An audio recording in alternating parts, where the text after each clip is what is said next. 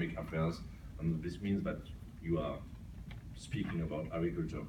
I saw that in the past you were between 2004 and 2006 acting as president for Biodiversity Convention and EU negotiator. This would be perhaps also interesting if you could tell us some words about this when you have the floor, and tell us if between this period and our period now, biodiversity or the notion from biodiversity changes, or if it's still the same. Because as you know, landowners, Agro said, we are involved in economy, but also biodiversity and sustainability. And do biodiversity in the mind of politicians or director generals change, or is it still the same? Please, Hans, I let you the floor.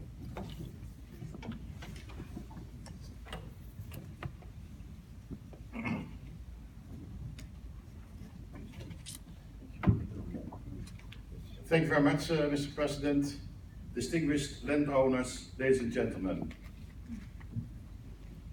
You were referring to the merger of two ministries and biodiversity, and with the merger in the new Ministry of the former Ministry of Agriculture, Nature Management and Food Quality, also agriculture and nature managed now within one directorate. So it merged also into one directorate, and it also means that I think from both sides, when you speak about biodiversity, we saw new perspectives.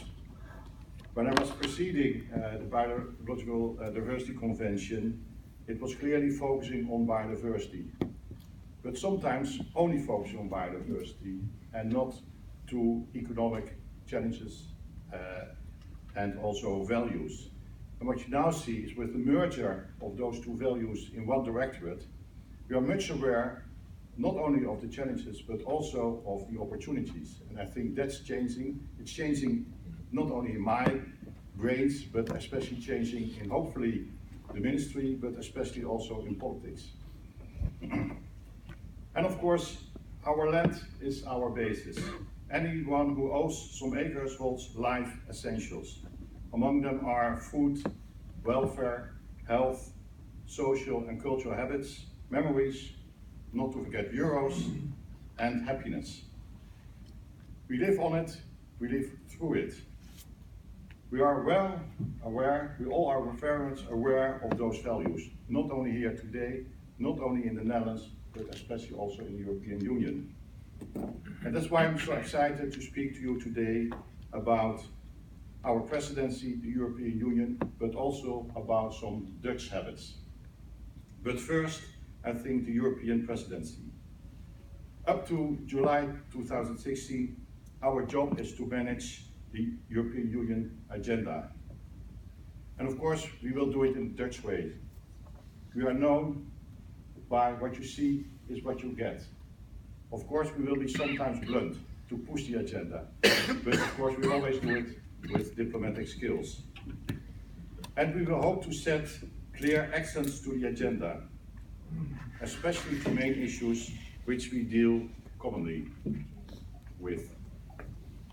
Second, we are committed to clear and simple regulations producing growth and new jobs in the internal market. And third, to direct participation in decisive processes by citizens, enterprises, social organizations, and organizations like you. The Agriculture and Fishery Council is among the relevant ministerial fora, and I would say perhaps the most important one, especially I think for you as well. It offers opportunities to move on the sustainable development agenda, but also opportunities to improve and simplify regulations, making life more sustainable and especially more easier. Also, we will engage in a collective fight against antimicrobial resistance, and of course in plant breeders' rights. Plant breeders benefit by ensured access to propagating material. And we hope to set the first stepping stones for a midterm review of the Common Agriculture Policy. And in our idea and in our opinion, furthering the greening of the Common Agriculture Policy is essential. In the field of nature, we have 3 evaluations, which will affect landowners in the Netherlands all over Europe. First, of course, the fitness check on the birds and habitat directives, which will be carried out the coming month. The Netherlands will hold a conference in June about this subject, and especially your organization, of course, is invited to contribute to this conference. And for us, it should be an open discussion how to move forward on the implementation of these directives. We will be discussing flexibility in the implementation, but our idea is not to rediscuss or renegotiate the goals and objectives. They should stay as they are, but I really think that we can move forward by improving our implementation, giving more flexibility to member states. The second evaluation concerns the EU fight against illegal harvesting and logging of timber. We expect the evaluation of the Forest Law Enforcement, Government and Trade Action Plan during our presidency. And if that is taking place, we also hope to draw Council conclusions. And thirdly, the publication of the timber regulation evaluation is scheduled at the end of this year. In our view, timber producers are to have a level playing field. Non-EU countries are to know how serious we are about our sustainable forest management, and also they have to live up to the same rules as our producers are. Ladies and gentlemen, I've set some examples of our priorities during our presidency, but what will be the Dutch signature? As you look to the Netherlands, and you all know, we live in a very dense populated area in Europe, perhaps the most dense populated area. And The Hague is being the densest city of the Netherlands. And yet, there is a lot of agriculture. We are the third or the second largest exporter of agricultural products. We have areas with unique ecosystems. And of course, water. Lots of water. We have thousands of people crossing these lands to get to work or to look for recreation, by bike, by boat, by car, on sneakers, or with their dogs. This reality results in competing land claims, you all know.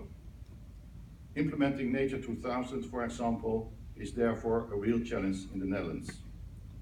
However, with the European regulations, we have found our way to implement it in a proper way. It's not a surprise to you that our policymaking is always dealing with different interests, with controversy, compromise and cooperation. It's known as the Dutch Polo model. And we learned, sometimes in a hard way, that we always have to do it together. With our nature approach of working closely together with private organizations, with provincial governments, local governments, NGOs, we were able to double our total of protected areas. This is an example how working together has benefits for everybody. Our ways of working worked out quite well for decades. But of course we have also seen side effects, like too many rules, or severe prescriptions. Dividing lines between agriculture and urban areas, wooden gates, lots of signs prescribing where to work in nature or where not. Perhaps we went too far in this. As an administration, we realized that many smart and effective practices were invented locally. We just had to re-embrace our very own tradition and reframe our policy in accordance with our culture of finding collective solutions. And so, other days, other ways. Ecology and economy go together now. They are not twins. They are, in our opinion, the same. Not only the government is involved in and should be involved in nature management. People are. Private landowners like you are. Local authorities are. Entrepreneurs are. And nowadays, a powerful trend is visible in agriculture entrepreneurs greening their businesses. They cooperate on biodiversity in a way that both nature and their businesses profit. And that's the way what we are seeing now, and which is a difference when I was chairing the Biodiversity Convention, where agriculture, which was not mentioned often in those arenas, are a clear show of how you can protect and improve biodiversity. An example in the Netherlands is, for example, the Stichting Veldleeuwik. The organization represents a chain of agriculture entrepreneurs, seed companies and growers. And their objective is to inspire their businesses chain with new and creative ideas for a more sustainable pathway. Other cooperatives initiatives rapidly root here. They inspired us to design collective agriculture nature management. The system responds to the demands of the Common Agriculture Policy. And here in the Netherlands, it was really an innovation that we could set this kind of collectives here. Its objective is to have nature conserved and maintained by local organizations. That's why it offers groups of farmers and growers to deliver services to benefit ecosystems and biodiversity. And here the good news is, since January of this year, it's not only them, but also private managers of nature can join too. Now, before you think there's only a collective solution for every problem, I can mention also many examples where private creativity is shown too. For example, like the Trigger property. It manages to combine the economy and ecology notion through 4,000 hectares of diverse nature and 150 farms, having their income coming from lease land, yacht renting, wood sale, a shop, entry fees for gardens and special events. Ladies and gentlemen, we partly owe our rethinking to the landowners, to you, and we really would like to thank you. You have been successfully fighting for an equal treatment in nature conservation. You have been illustrating your passion, your willingness to take responsibility, to contribute, to truly be part of your environment. Today, private persons, farmers, enterprises, traditional nature conservation organizations, specialized site managers and associations can and are conserving nature. Everyone may, under certain conditions, buy an acre of nature, asking for support measures, make arrangement and administer it. And this is of course not only coming a process yet. Recently the European Union and the Commission ruled on a dispute. But let us continue to join efforts to overcome old controversies. Let's discover some new interesting ways we never knew about. Many blessings are expected from remodeling our nature conservation, and we have seen already many good results. If people manage their nature resources, they usually put their heart and soul into it. If the managing is done in a corporation, it will be cost effective and have shared values. And of course, local expertise adds to our nature objectives. Farmers, for example, know the breeding spots of meadow birds. A group of them can adopt a grass cutting approach with accurate details indicating where to mow on a weekly basis, and therefore protecting meadow birds, and also to allow them to finish their breedings. Or they may also help in developing local knowledge, not only by the farmers or nature organizations, but also local authorities. Ladies and gentlemen, we are facing also some severe problems in our agriculture development. European and national agriculture policies affect our dairy farmers in particular. Dairy production is an important engine to our economy, hence our reputation as a dairy country.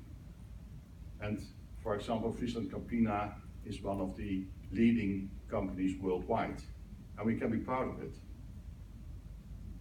These days, even today and tomorrow, the government is fully involved in facilitating the evaluation of our dairy policy and to see how we can deal with the environmental constraints.